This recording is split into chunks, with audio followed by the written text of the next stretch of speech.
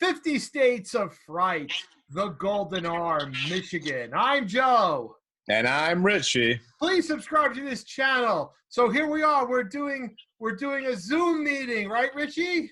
Right, we are live from my couch. Well, my couch where I am. You're in your office. So. I'm in my office. I have a Stella Artois.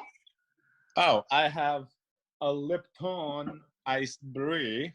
Ah, look at you. Did you make that yourself or did you get it out of the bottle? I made it myself. I put in a lot of elbow grease to pour the contents out of the pouch and, pour in some water and mix it. So, yeah, quite proud of myself. You should be proud of yourself. I'm proud of you. Oh, well, thank you so much. So what are you going to be talking about today, Joe? Well, first of all, it only took a global crisis to get you back on the YouTube channel with your name on it. Oh, there's no excuses there. I mean, I can't quite say I'm busy. So you got me, pal. You got me. I'm back in the saddle. And it's a Sam Raimi joint. Why don't you tell us about you and Sam Raimi, especially you like... That I do like Sam Raimi. Oh, when I was a wee little lad who watched Evil Dead for the first time on my parents' HBO. And then later went on getting it on VHS and then following all the follow-up flicks with Evil Dead 2, Army of Darkness. Yeah, I really like Sam Raimi. And then Darkman, he's a great director. And, well, the first episode, three-parter, he directs it. And all his calling cards are there, which is so great. Yeah, and, absolutely. Freaking great. And watching it over again, it's kind of like, okay, wait a minute. Now I see why he's going to be doing Doctor Strange, the sequel. Yeah, I see it now. I see it. This is a match made in heaven. He's going to be back in comic book universe. It's freaking fantastic. But yeah, great director. All his calling cards are there. It's no, yeah, he did the close-up shots as well. Yep, no, it's all there. And it was a lot of fun. And, I got to be honest, and I would imagine a lot of people felt hesitant watching it, even though it had Sam Raimi's name on it. It's like, this is like a streaming app. It's not going to have enough budget. Yeah. It's not going to be good. But surprisingly, I was impressed. Yeah. It was really entertaining. Just being a horror fan, I mean, it's just like, it's a short story, but, it had a beginning, middle, and end. It's complete, and it's fun. And you know what? Just like a lot of some other Sam Raimi flicks, it's just the protagonist in this. It's just a poor guy. Yeah. He's just getting the short end of the stick. Same thing like Drag Me to Hell. And, I mean, it's great. But, I feel like I ranted enough on it. So what do you have to say about it before? Well, I love horror when everybody involved gets what's coming to them. Yeah, of course. And that was what this was. Everybody involved got what was coming to them. The wife is just a vain, greedy, rotten little girl. You said it. And the husband, played by Travis Fimmel of Vikings fame on the History Channel, right? He just went along with her stupidity. And they all got what was coming to them. So it was kind of good. It's because it's supposed to be like an urban legend, and they're supposed to go to each state from an urban legend. And urban legends are always supposed to be cautionary tales. Right. And it was a cautionary tale against greed and vanity, mostly. Whoa. That's what urban legends are about? I thought they were just fun, frightening stories that are pertaining to just your locale. Well, I think so too, but there's a good story, a good urban legend, a good anything has a moral thing. And it was a combination of, her vanity was the catalyst for the Golden Arm, the catalyst for the fact that she allowed herself just to die because of the Golden Arm. And then, his later reneging of the promise. See, you're made for elevator pitches. I wouldn't be so blunt. I'll be like, check this out. We're going to have gore. We're going to have the common calling cards of Sam Raimi. And it's going to be such a super simple story of a lumberjack who has a materialistic wife. And obviously a horrible accident happens. We have to have some Evil Dead a callback. So let's throw in an arm in there, like a golden arm. and instead of a hand, but a golden arm. You know, it would be better if it was a chainsaw, but whatever. And and then the main dude dies. You know, it's just simple, and fun effects. And I mean, that's what I would pitch it as. But yours is much better. A lot of producers. They both died. They both died. They both did die. Spoiler alert, but I mean, you obviously watch it, so you just want to see what two knuckleheads have to say about it. Well, what I gotta tell you, I wasn't expecting much. In the first part one, I'm going along, I'm watching it. It's a silly, it's like a love story. It's a corny, whatever. And then the tree falls on her. Yeah, that was great. And the first thing you see is the blood splatter everywhere. And I laughed. I loved it.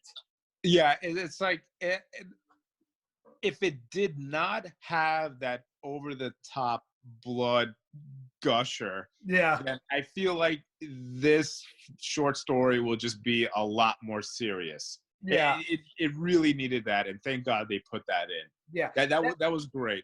That made it a joy to watch. Oh, most certainly. And then after that, he takes the axe and he's looking at her. He's like, "I gotta get your arm out," but he looks deranged when he does it. Yeah. He looks absolutely deranged, and then he cuts, and then the next shot is the blood splashing the camera. It was literally like a geyser. And then he goes along. She keeps the arm. The first time she coughs, you say to yourself, "Watch, she's allergic to the gold." Of course. And then he says something about pulmonary gold poisoning or something like that. Yeah, which apparently is a real thing. Yeah. There's one paper, and I guess so. But she's so vain, so materialistic that she chooses to die with the arm. Yeah. Well, remember, though, before that, she has those little boys, and she drops the friggin' bag, and the little boys are like, "Oh, my God, look at her with no arm." Yeah. Okay, do kids really act like that? I mean, they point, but they don't say that, right?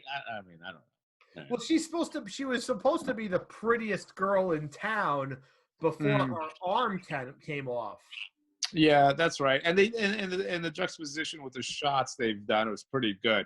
Where in the beginning she was just like, it's all cheery and brightly lit, and then after she lost her arm, it was just all gloom, and it was just, everything was just so dark and sad, and it was pretty funny. And I think at one point after she lost her arm, there's a shot of her in her little garden. Yeah, it's all just overgrown weeds. Yeah, like, okay, I don't know. I wouldn't say the time. Oh, and what was that one scene which I always been curious about? People who have lost limbs and they hit somebody or an object with it. Yeah. So there was a scene where she's looking at herself in the mirror and she was disgusted with herself. Yeah, she hits her stump against the freaking. Is that like an extended elbow? I mean, that must hurt, right? It's like, that had to hurt. Go along. She dies. He leaves. Terrible. God knows how much money worth of gold in a grave. I mean, seriously, they didn't really say what year this took place. But how much was gold? How much do you think that was worth in gold? You're an investor. I would say, I mean, there was one shot in the short, in the third act, where pretty much where right before he chooses to go, have a drink and then dig up the arm because obviously he's in debt now. They went over a few bills and it said it was, I think, north of 26 grand. Oh, so, God.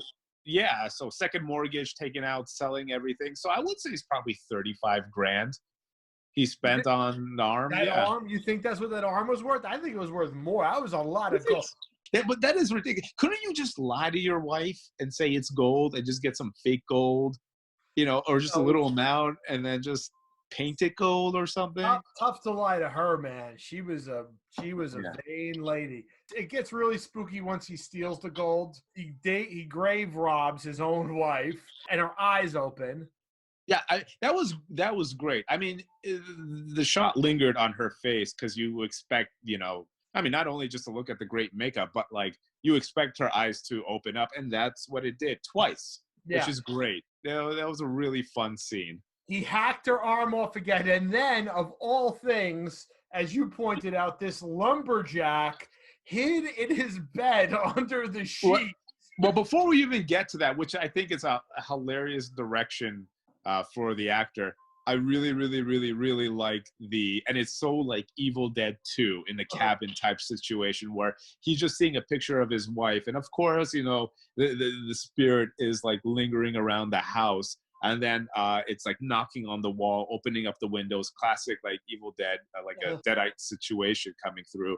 And the painting of his wife, which is just like what's her on top of it, falls down, and it's a different picture of her with an axe, and then it like changes again to a close-up of her, and then it's like then this and the eyes shift. I think that was really fun, and then it was gone. Gone. The last one is there's nobody on the porch. No, that was fantastic. Really well done. Quick and you miss because it falls, and when it falls, it quickly switches to her with the axe. Yes. And then her, and then she's gone, and then she comes in. Yeah, that was great. It just like reminded me of like when Bruce Campbell Ash was in like the cabin, and then when he was going insane, all the animate objects are coming alive, turning around. It was just like in that same like it's a little bit scary, but it's like kind of funny, kind of like that's kind of far out. But yeah, that leads up to him hiding under the blanket, which is kind of like it's a really weird direction but I think it's just for comedic effect because you have this 6'3" like lumberjack guy, I mean, I haven't seen him in Vikings before. I've seen some trailers, but they all look like brawly dudes, beefy guys. He was Ragnar. He was Ragnar. Ragnar? Why would he hide under a blanket? I mean, he's so stricken with fear. No, I think it's just for comedic value. It was ridiculous. Yeah, but it was a good shot though. Because it was like it wasn't like a solid blanket. It looks like it was something weaved, so there was like separation. So looking through the blanket, and it brought back like so many times of like recalling like fear when you're a child and you hide under a blanket and you're hoping whatever is there will go away. But I think that was really well done. He offers up the golden arm, and there's a dramatic pause. Classic Sam Raimi coming out of the shadows, levitating, coming with an axe, wipes his neck. Yeah. And it's like a gusher. Oh, yeah. The same level of absurd amount of blood. And then we get the really cool ending with the his former assistant who had to lay off, where he just says, everybody knows where that gold is buried, but nobody's fool enough to try and take it. That's right, and that's kind of like a good cautionary tale, and I think that was great that they had someone narrating it because it kind of give it more levity to it. It's like, oh, this actually happened because someone's giving their perspective on the situation, which is great. I do hope that they follow up with that with the other episodes they release, but I guess we'll see. Well, if they'll follow that format. We'll watch them things, and we'll Zoom call and see if we like it. Technology! Yeah. So overall, you like this one, right? Yeah, I was pleasantly surprised because honestly, there's a lot of content out there for horror, and it's not really that good because if you've seen enough of it, you've seen it all. Yeah. But this was fun because, I mean, look, I'm a little biased. I like Sam Raimi, so anything he puts out, I'm going to like. So, I mean, but just overall, in terms of like a story with enough horror elements and visual pleasure, it nailed it. This was good. Highly suggested if you love horror. And then, it's not like just a horror that is like, I just want to see gore. I want to see like, cannibal holocaust. That's all. No, this is fun horror. It's fun. It's a little spooky. And it's just fun because you should have fun. You don't have to literally be like wondering where the next gush of blood is coming from, whoever's like genitals, whatever. I mean, I watched a lot of crazy stuff. So really fun, highly suggested, anyone who's a horror fan out there. And then you enjoyed it, right? I mean, you're not much of a horror guy, but you liked it, right? I told you after I watched the first part, I said, you got to watch this now. Just when I knew that the axe came, I'm like, he's going to love this if he watches it. Yeah, you got that right. You know me so well. But I'm sure you didn't love, and this has been a theme on my other reviews that I'm doing about Survive. I'm sure you didn't love that you had to watch it on your iPad. No, that was kind of lame. But it's really, really, really unfortunate that they don't put that app on Apple TV or any Android device. That it has to. I get their idea It's like, who doesn't have unlimited data now? You're like on your commute, just watch it on your phone. But that's kind of lame. Yeah. You know what I mean? Especially, and also anybody who's watching it, you can put your screen horizontal. It's not always shot in like 9:16 format, which I unfortunately watched 2 of the 3 episodes in. I had to tell you, Richie, you can watch it. You can watch it. Yeah. It anyway. But it's pretty amazing how they frame, like every time in that like portrait mode, they frame it on the actors, which it's not so bad. No, they do make it so you can watch it in portrait mode if you choose to. They do frame it out properly. They do the old school 4:3 pan and scan that you're used to, but they do it with that. So they do that, and that's good. But memories. Yeah. But anyway, I like the show, and we'll do the next few. We'll do it. We'll do the 50 Stage of Fright. See if the other ones hold up to the premiere. Sure will. I hope so. Yeah, I enjoyed it, but you know, your opinion was more important, Richie. Oh, well, I'm happy to hear that. Yes. So anyway, I hope you like this video. Please subscribe to our channel. Until next time, I'm Joe. And I'm Richie. Bye.